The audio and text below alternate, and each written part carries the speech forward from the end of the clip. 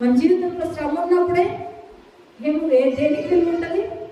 అద్భుతానికి విలువ ఉంటుంది. హల్లెలూయా. ఆ శ్రమ తర్వాత అద్భుతం వస్తే దానికి విలువ ఉంటుంది. శ్రమ లేకుండా అద్భుతం జరిగింది అనుకో, నువ్వేమన్నా విలువిస్తావా?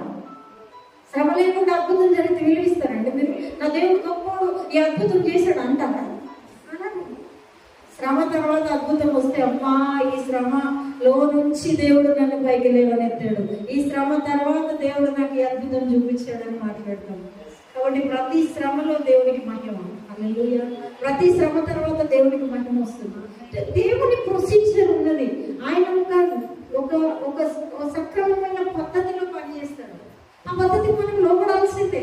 మనకు శ్రమ లేకుండా ఆశీర్వాదం కావాలంటే వాళ్ళ క్రైస్తవులకు బాప్తిజం తీసుకోగానే ఆశీర్వాదం వచ్చేయాలి, బాప్తిజం తీసుకోగానే బ్లెస్సింగ్స్ వచ్చేయాలి.